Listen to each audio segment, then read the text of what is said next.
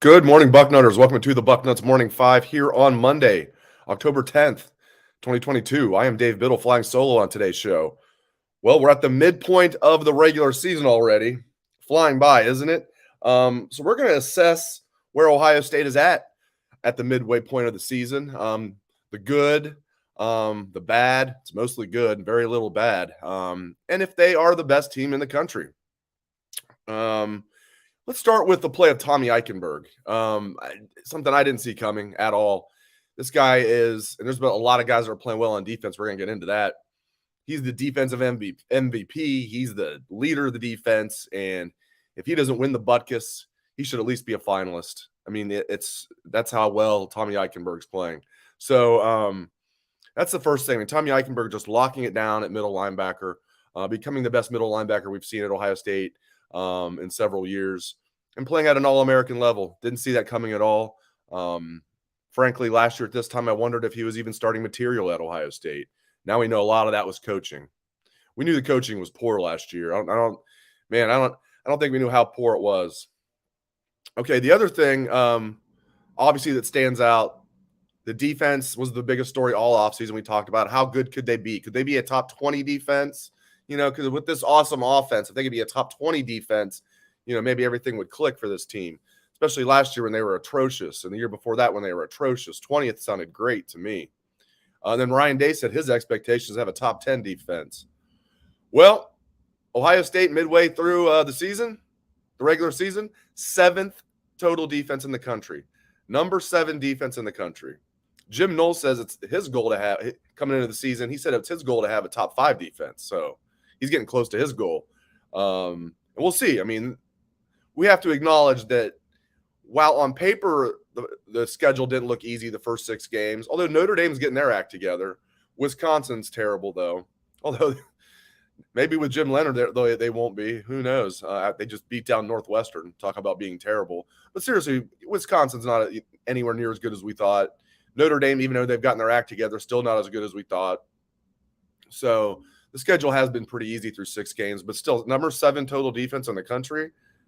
And a lot of those yards have come at garbage time. Like we were talking about this on the post-game show Saturday, which feels like I was just doing that with you guys like a few hours ago. It was a couple days ago. But at one point in the fourth quarter, when the score was 49-13, Ohio State, Michigan State wasn't winning 49-13. When the score was 49-13 early in the fourth quarter, total yards, I'm a stats guy. I love looking at total yards. Total yards was 604 for Ohio State, 110 for Michigan State. 604 for the Buckeyes, 110 for the Spartans. Unbelievable. And it finished at like 624 for Ohio State and like 202 for Michigan State because Michigan State got a long garbage time touchdown. Ohio State completely took their foot off the gas. End of the third quarter, all of the fourth quarter. I mean, obviously Ryan Day didn't want to run it up on Mel Tucker. And, and you do have to find that balance, I think, of getting Kyle McCord some reps, throwing the ball, but not running it up on a guy that you respect. He will have no trouble running it up on certain guys if he can later on his schedule, but not Mel Tucker. I know Ryan Day likes him. Mel Tucker, former Ohio State assistant coach, part of the national championship team in 2002 as an assistant coach for Jim Tressel. But I get it. I know a lot of fans are saying, well, what the heck? How about get Kyle McCord at least some reps throwing the ball? I get it. You do have to find that balance. And maybe he could have scored one more touchdown in my book. Made it look a little better. That's another thing. That 59 or 49-20 score didn't even do it justice. Ohio State just bludgeoned them. 49-20 doesn't even do it justice.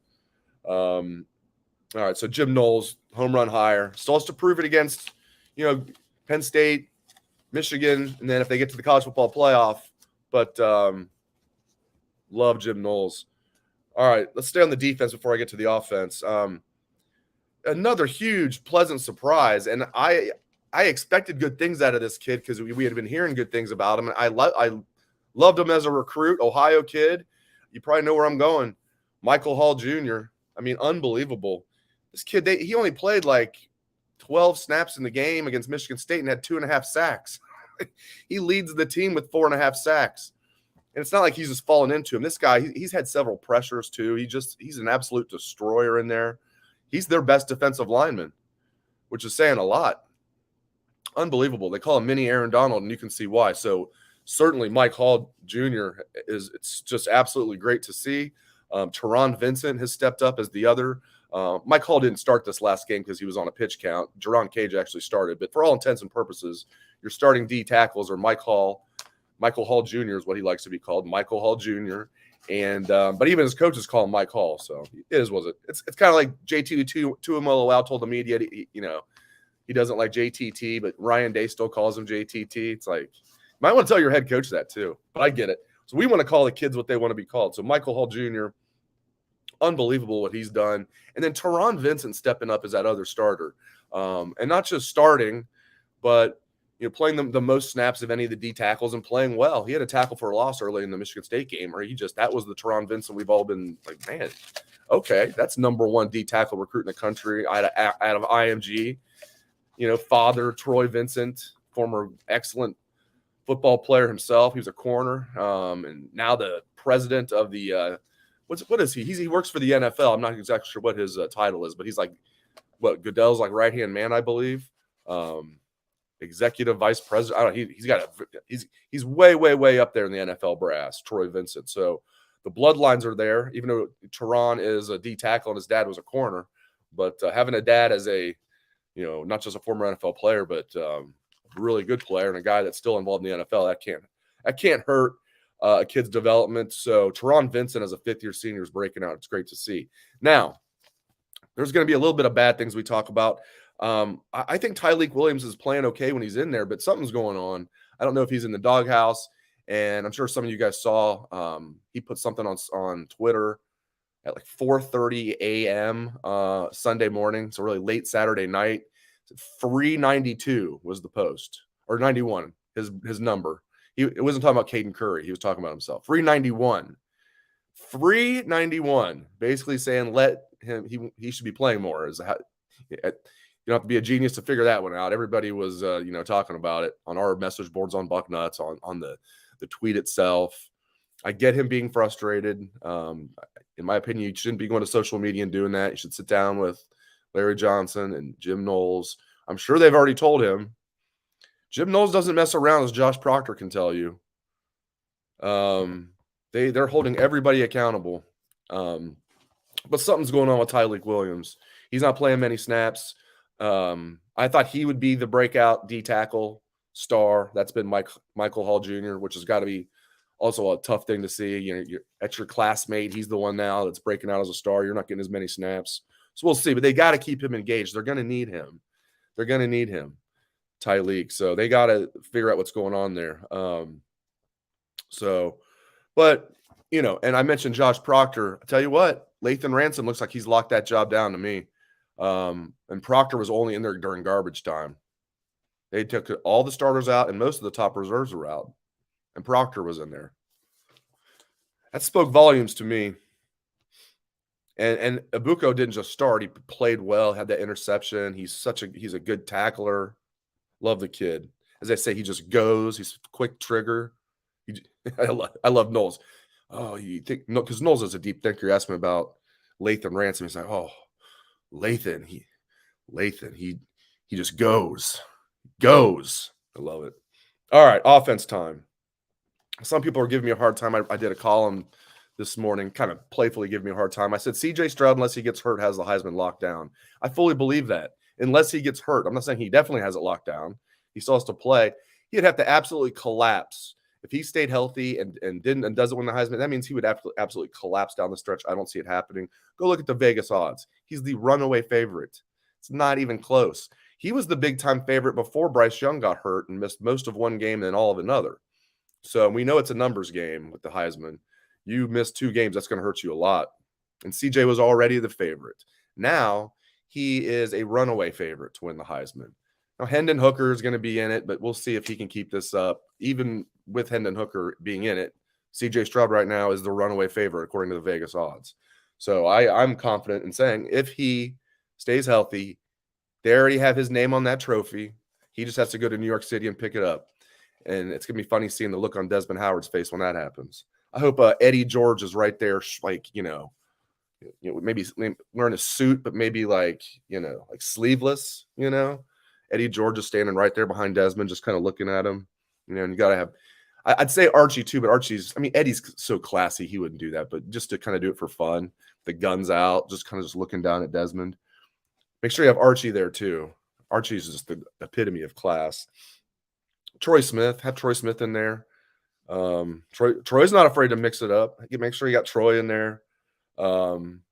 Stroud is going to win the Heisman unless he gets hurt. He's got the highest passer rating in the country right now by far. The kid from TCU, Max Duggan, is like 10 points behind him. That's the next closest. It's like 2, 3, 4, 5. They're all like kind of bracketed together. There's like 194, 193, 192, 191. Stroud, the only one that's over 200, and he's 204. I don't know all the math that goes into it, but he's got a wide lead in passing efficiency. I know the basics. It's all about things like yards per attempt, touchdown to interception ratio. Those are the most important things. Yards per attempt is huge. This is why I'm not impressed with J.J. McCarthy at Michigan. Okay, he cannot throw the ball downfield at all. Now, it's early. Maybe he can figure it out. But right now, Michigan has no downfield passing game at all. None. Everything's dink and dunk, dink and dunk, dink and dunk, dink and dunk. And you can get by barely against Maryland doing that. You can get by barely against Indiana doing that. I say barely. It was 10-10 at halftime. Yeah, they won 31-10, but it was 17-10 going into the fourth quarter. I'll stick with barely. You're playing Indiana, and that's what you can do. And this is a mediocre Indiana team. Dink and dunk, dink and dunk, dink and dunk. No downfield passing game at all. So, CJ Stroud, he just makes it look so easy. Highest passer rating in the country. Again, yards per attempt, touchdown to interception ratio. He's knocking it out of the park. Completion percentage. Those are the things that go into passer rating. And speaking of his touchdown to interception ratio, 24-3. Okay. He has a pick 6 this past game, still has more touchdowns than he does incompletions. 21 of 26, 6 touchdowns. The only player in Big Ten history now to have 3 games of 6 touchdowns in his career. The only player in Big Ten history to do that. Stroud has the Heisman locked up if he stays healthy. I think Emeka Egbuka needs to be seriously considered for the Biletnikoff. Now, the Biletnikoff crapped the bed last year, so they probably will this year too. But we'll see. Emeka's 4th in the country in receiving yards, and I would say Marvin Harrison should be up there too. But he's got 9 touchdowns. He's having a great year too. But Emeka's having a better year. They're both having great years. I'm not trying to. You guys know, if you know anything about me, I love Marvin Harrison Jr. I've been talking about him since forever. But I'm glad we got his height changed in the official. I do take credit for that because I talked to Jerry Emig about it, and they finally changed it from 6'3" to 6'4" as height. I'm like, there's no way this man's 6'3". He's 6'4", and they finally changed it. So Emeka Egbuka for Biletnikoff. Let's get that party started, my friends. Let's get that going. Get on Twitter or wherever, Facebook, and tag the people at Biletnikoff. They have their own page. Tag them. Say Emeka for Biletnikoff or Marvin. We all thought we'd be saying JSN. It's incredible, isn't it? We talk about it, but maybe not enough. You lose 2 first-round wide receiver picks, 2, Chris Olave and Garrett Wilson. Then you lose JSN, and you don't even skip a beat at wide receiver. It's incredible. It's almost like Brian Hartline knows how to recruit and develop wide receivers. Unbelievable. Okay, staying with the offense, we got to give this offensive line a shout-out. Justin Fry a shout-out. Let's give the whole starting line a shout-out. Left to right, you got Paris Johnson Jr. playing at an All-American level. New kid on the block, Donovan Jackson, the other 5-star along with Paris at left guard. Donovan Jackson struggled a little bit against Notre Dame. Very good defensive line, though, and has played really well since then. Love Donovan Jackson. Luke Whippler's playing great at center, okay, as a third-year sophomore, second-year starter. He's not playing good. He's playing great. The quarterback of the offensive line. Matt Jones is a 5th-year senior, finally getting a chance to be a full-time starter. He's playing really well. DeJuan Jones at right tackle. He'll have a few times per game where he's going to tick us off, but then most of the time he's just out there just destroying guys. When he gets to the second level, that's bad news for whoever he has his hands on. It's usually bad news for the defensive end or whoever. But sometimes his guy will get around him or he'll have a dumb penalty or something. But DeJuan Jones, he's fun to watch sometimes. So shout out to the entire offensive line and Justin Fry. Love what I'm seeing out of them. All right, back to the defense. So it's not all sunshine and roses, is it? Number 7 defense in the country, great talent and depth at safety, great talent and depth on the defensive line. Michael Hall Jr. breaking out as the star, even though we thought Tuimoloau or Jack Sawyer might be the star, or Tyleik Williams. And I think JT is playing well. He's playing solid. Zach Harrison's playing solid. Jack Sawyer, I think, needs to step it up a little bit. I think Tyleik's been fine when he's in there. Again, I think Zach Harrison, though, he's been solid, and Teron Vincent and all that. But Michael Hall Jr.'s he's been the best. So I love the depth and the talent on the defensive line. I love that Tommy Eichenberg's locked things down at middle linebacker. So most of the stuff on defense is great, right? Better than we thought. Corner is a mess. It's a mess. Now, I think it's going to be fine in the end. I do. I really, really do. Because I think they're going to get healthy. And all these guys are scheduled to get back. Jordan Hancock, they're going to hope to get him back for the Iowa game. Although, even if he's cleared, which sounds like he will be, do you need to have him out there against Iowa and their JV offense? At least the JV team that I played on, we might as well not even had wide receivers. To say we threw the ball 5 times a game would be a lie. There are games we didn't throw the ball at all. Anyway, you don't need to have him against Iowa is my point, okay? He suffered a significant injury. Now, maybe you need to knock the rust off a little bit before Penn State. I get that, but then you also risk re-injuring him. There's a balance there. You can knock the rust off in practice, although maybe they will bring Hancock back for Iowa. The point of the matter is I think long-term they're going to be okay. They're not okay right now, okay? Denzel Burke not having a good year at all. I think Cam Brown's okay. He got frustrated with the penalty. It was a dumb penalty, whatever. He'll be fine. So, but you got to acknowledge it. Through 6 games, that's been the biggest disappointment on the team, has been corner. When we assess this team through 6 games, that's been the biggest disappointment on the team, and it's not even close. Okay. So, but am I worried about it long term? I'm not dismissing it that it could still be a problem long term, but I'm confident they're going to get this figured out. They're going to get it figured out. And I like what I've seen out of some of these young guys like J.K. Johnson, true freshman Jair Brown. I think both those guys are going to be studs eventually. And I can't wait to see what Jordan Hancock can do when he comes back, because there was a lot of buzz about him during the offseason, as we all know. There was talk that even if Denzel Burke was playing at a high level, which we all expected after his true freshman season, that even then Jordan Hancock could give him a run for his money. That's how high they are on Jordan Hancock when he's healthy. Let's hope. I'm not sure what the injury was. Ryan, at least he told us. Ryan doesn't like talking about injuries. At least he's softened that a little bit. For him to say it was a significant injury suffered in camp, it says a lot right there. But he also indicated, as I've said many times on the show, that that they basically dodged a bullet of it not being season ending. So hopefully this will be it for Jordan Hancock. He'll just miss 6 games and he'll be able to play at least maybe a little bit against Iowa. Although, again, if he does play, take it easy. You probably play one defensive back there and be okay against this terrible Iowa offense. So concerned about corner? Yes, I'm concerned about corner. All right, let's get to all right. Is Ohio State the best team in the country? Yes, they are. They are.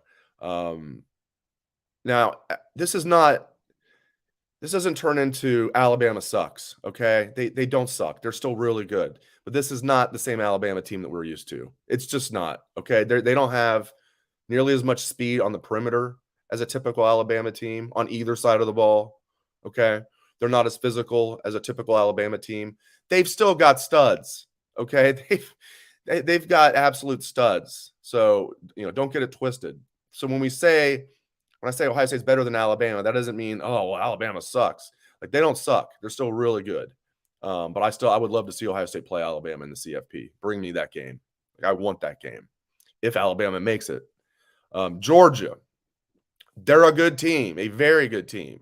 They're just not as good as they were last year. And I think they're significantly not as good. I almost said worse. That makes it sound like I'm saying they suck. They don't suck. They're still really, really good with a lot of future NFL players. And Stetson Bennett, while he's had a couple of shaky weeks, he still is not the Stetson Bennett he was 2 years ago, or even last year, kind of more of that game manager. He's had some games this year where he's just looked really, really good. So Georgia's still a really good team. So I don't want this to be like, oh, yeah, those Georgia and Alabama suck. And there's going to be other teams. Tennessee's found their way in the mix. I guess you could say USC. Clemson's hanging in there. They get a scare every week, it seems, although they pulled away. They jumped Michigan in the poll. That's how bad Michigan looked. Clemson's, what are they, 3-3 in the first half against a terrible Boston College team, and Michigan was so bad that Clemson jumped Michigan in the polls. Michigan's 5th now and Clemson's 4th.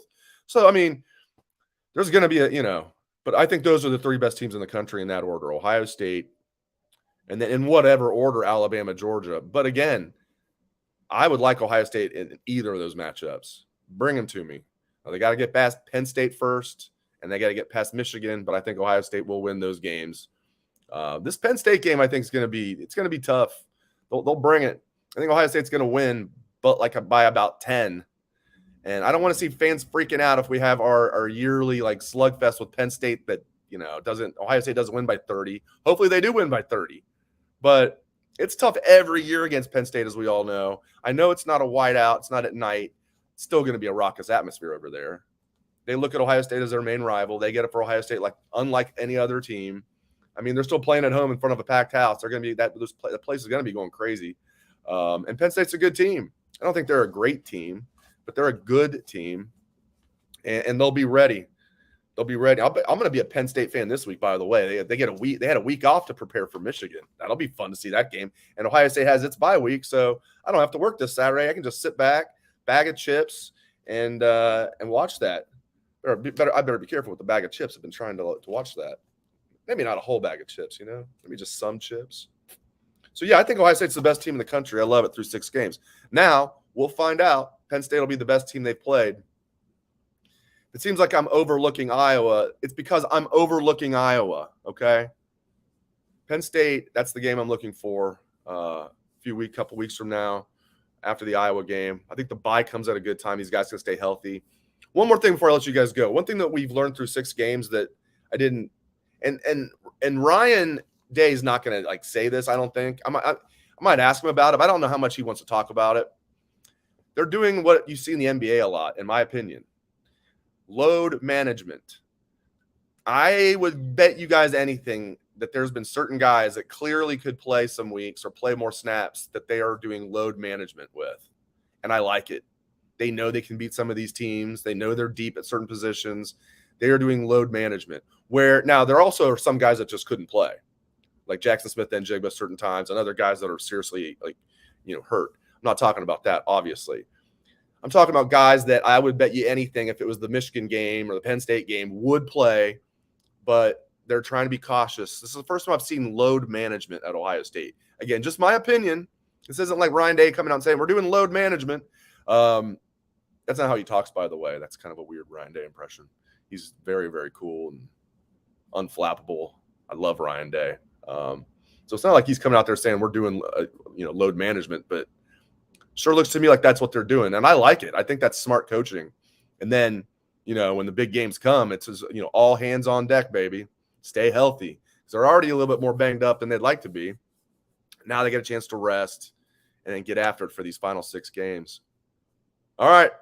Appreciate you guys as always. Thank you so much for joining the show. Appreciate you guys for tuning in. If you like the show, like, subscribe, give us a 5-star review. All that stuff really helps. I am Dave Biddle. Thanks again to all of you. Hope everyone has a great day.